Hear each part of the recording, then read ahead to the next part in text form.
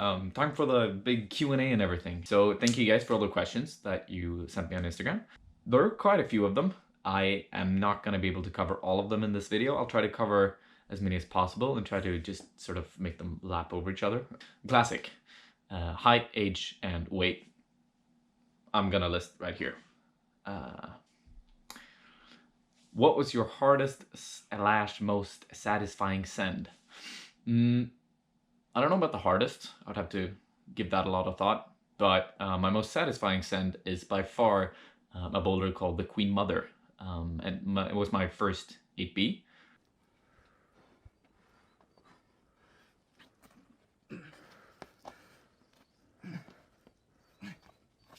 Yeah! Fuck yes! Yeah! Oh! Yes!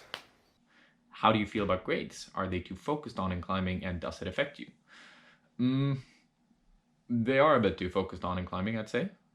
I feel like sometimes it's all that people discuss, sometimes they just neglect the entire just movement of it all, the entire style of it all. They don't even care about the boulders.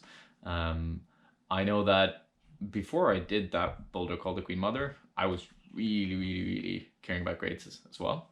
It was one of the bigger things about climbing for me, and I feel like it would have been more healthy to not care so much, which I have afterwards. I still care because it's my way to like measure my progression and stuff like that, but definitely not as much. How long do you work on a project before giving up?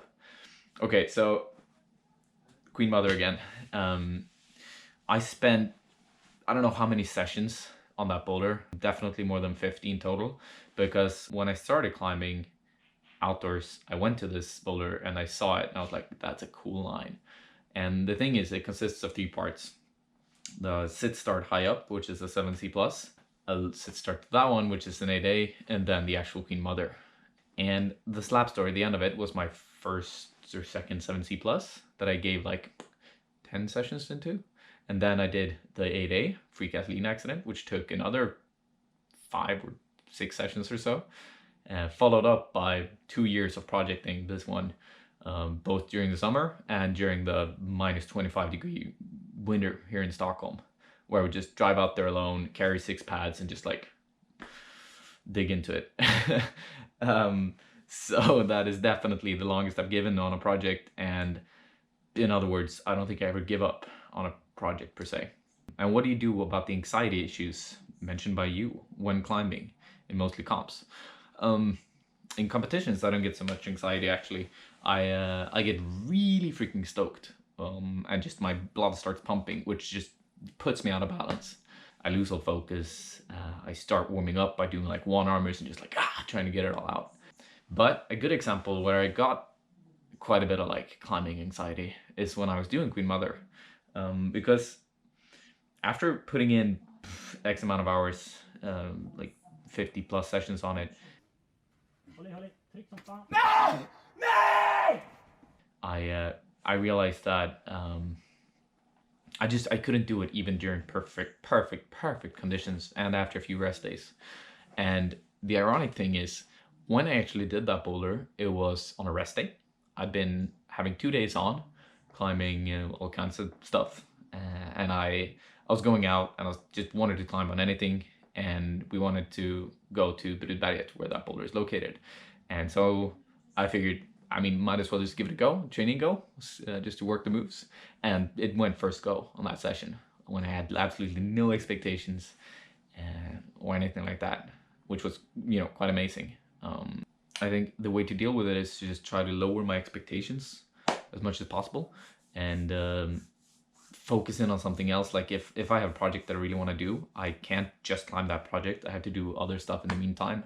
I have to focus on other goals to like get stronger, and then just sort of go on that project whenever it presents itself, the opportunity to try it. Timeline of my climbing. Okay, so I started climbing back in 2012. I might make a video where I actually go through everything with it, talking about plateaus, and just talking about how I went from one step to another. But we'll see. Drop a comment if that's something that you want, and I'll try to make that video happen. Next up is Joe from Bouldering Bobat asking me if I'll ever do the hot sauce video with them again, which I did when we were with Magnus Mitbo in February this year. Always like all up in the mouth. And the answer is no way in hell. What do you think is the most important strength in climbing? That's a difficult question. It's very difficult. I think it's kind of unique to everyone. For me, it's definitely been working on my mental game, just getting more solid with it. Talking about this anxiety just before, it's like that's what I have to focus on the most. And I think it's probably the same for a lot of people. Because climbing is a lot about psych and just maintaining that psych and keeping it, going in the right direction. So yeah, I think that's the case for most people. When it comes to the actual climbing, I'd probably say that it's situational awareness. That's the key. Really just recognizing that like your body is like, when you're on the wall, you have a bunch of dots connected, your fingers, your legs, your core, everything is just an entire chain of it all. And the thing is, like, when you move your hips just 2 inches to the right, it can make all the world's difference. Are you vegan / favorite vegan snack? I've been vegan for about 2.5 years and then vegetarian for maybe 5 or so. My favorite snack is definitely my banana pancakes or my chia pudding. No, banana pancakes. Banana pancakes are the best. Is it hard eating well and enough food on a vegan diet? Not if you're me. If you're living that peanut butter life, it's no issue at all. Could you explain the rules for the Olympic Games?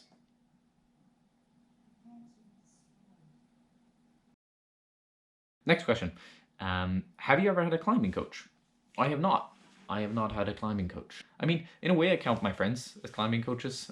For me, a very big part of becoming a better climber is just analyzing other people's movements, how they move between the holds. Some people climb so statically, some dynamically. And I try to reflect as much as possible on how the different styles affect if they can do the boulder or not. So friends are my coaches, I guess is the final answer. How did you meet Eric or Nichkhun? I met Eric in the climbing gym. He was really stoked. He had like the same kind of psych for climbing as I do. He just wanted to get stronger and stronger. As some of you know, he's pretty hardcore back then, so it was always fun to climb with him. And Nichkhun, I don't remember. I asked him about it quite recently, and none of us are sure. Can we hang out? We can hang out. If you ever see me at the gym, or if you're ever in the same gym as me, come up and say hi. I'm always stoked to climb with people, so yeah. Ooh, which climbers do you look up to? Had they influenced your style? I have a bunch of climbers that I think have really cool styles and that I enjoy looking at. I think the climber that probably influenced my style the most is Janja Garnbrett, because she has this way of working with fluidity and dynamic movement, and then like, so she does a dynamic move and then in the middle of it all, she kind of just makes it all look like slow motion almost. It's always impressive to watch her climb, and I've been trying for the past year to like make my style go more towards her, because I think it looks like a lot of fun to climb like her as well. Favorite hold type? Ooh, wide pinches. Wide pinches are my forte. That's what I love the most, definitely. Okay, there's been quite a few questions right now, so I'll just give you guys a piece of my recent climbing as kind of an update, because I did a first ascent quite recently of a boulder called Testo Piece, which is kind of like a test piece of my psyche, I guess, because I can go kind of insane when climbing and just give like 1,000 attempts until I do something, and this was kind of one of those boulders. So have fun and don't hate me afterwards. Ja, kom igen! Nej, men vad fan! Vad gör jag? Jag hatar det andra flyttet! Nej!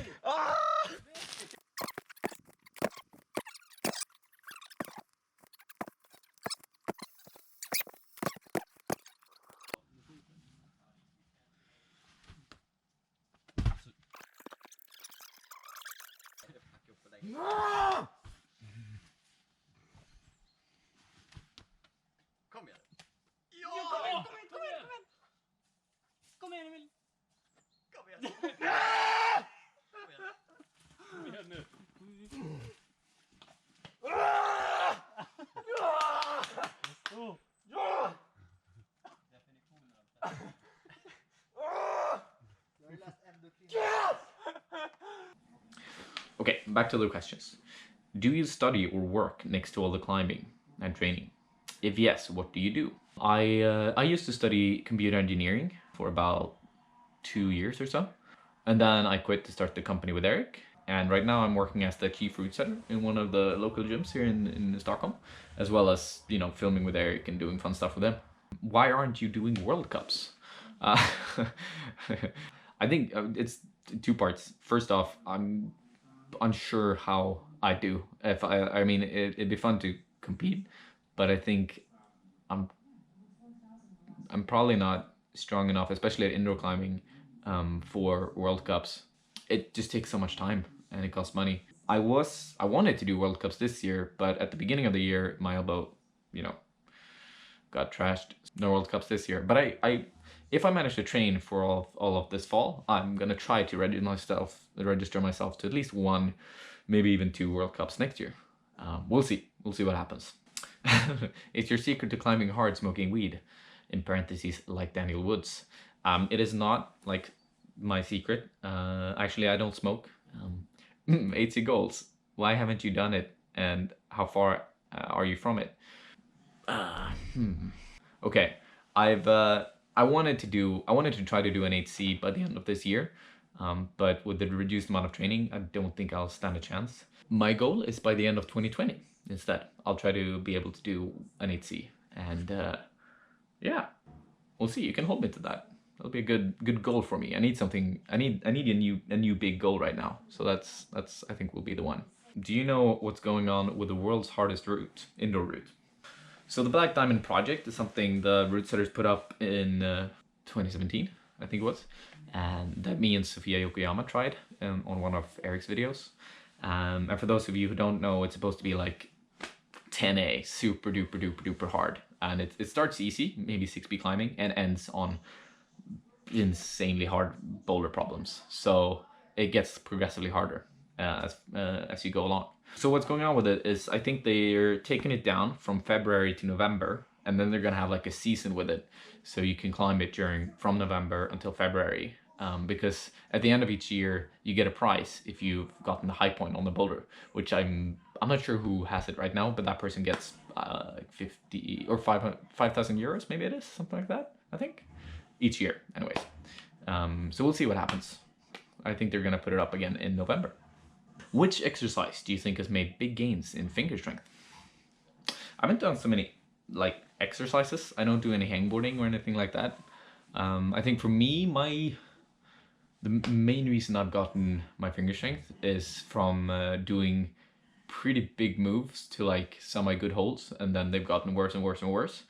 Increasing my contact strength has been my goal, or my just my method for it. But I've seen people do hangboard training off of Beastmakers and stuff like that, and it's definitely helped them a ton. So I would probably guess that's the most efficient way. And what's a hobby you love unrelated to climbing? Playing music. Yeah, that's probably the most soothing thing I know. So yeah, I switch around playing the guitar, bass guitar, and the piano. So yeah, that's I think my hobby that I love. What are 3 exercises or practices that you feel have helped you steer clear from or rehabilitated injuries? I think the most important part in order to stay clear from injuries is to have consistent training, which I guess isn't an exercise, but it's definitely something you have to focus on. So you don't like climb a shit ton up for a while and then nothing at all and just go like that. So if you've been away for a while, you have to like ease your way into it again.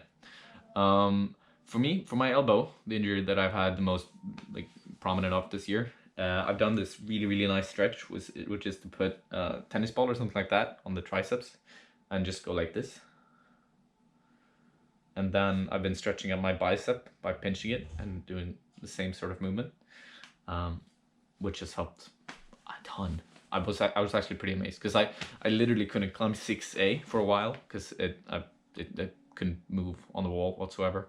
And then a chiropractor gave me that exercise, and I did it for like maybe a week straight, as I just hammered in on it pretty much every day for 3 times a day or so. And after that, I couldn't climb painlessly, but I could climb well. It didn't hurt.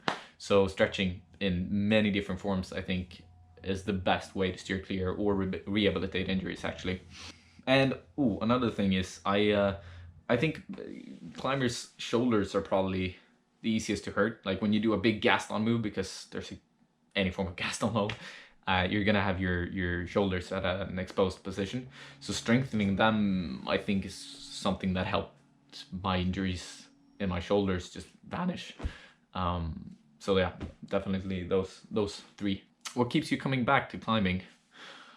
The feeling of when I push my current limit is pretty much it. That's always amazing. Do you plan on going back to the big island? For sure. Yeah, so I tried it at the end of this year. I was really surprised by how well it went, and I'm going back as soon as the temps are good and as soon as my body feels good. I'm going back. So probably at the end of this year, if not in the beginning of next year. Do you ever feel burnt out on climbing? I have, in many times, and I think most of the time it's because I'm lacking a goal.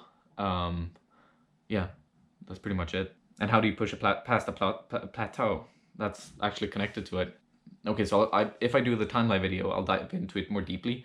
But essentially, okay, so when I was struggling my way up 7Bs, I was still, knocking my head against 8As, just trying them, just like really wanting to do my first. So I set goals that were just way out of my reach. I just used my overinflated ego to like get stronger, and I think that really helped with just like pushing past the plateau that I was at that point. And then I've been doing the same thing over and over again, just finding new goals, finding new insane things that I want to do, and just like trying my hardest to get there. And I think that's definitely the easiest way to push past the plateau. But I could go into it more thoroughly if you want to see that in another video. And this video is going to be long enough as it is, so let's just leave it at that. If you liked the video, please give it a like. If you have any more questions or if there's something that I missed, drop a comment and I'll try to respond. And if not, I'm gonna have some new videos coming out quite soon, I think. And I'll see you in one of those. Bye, folks.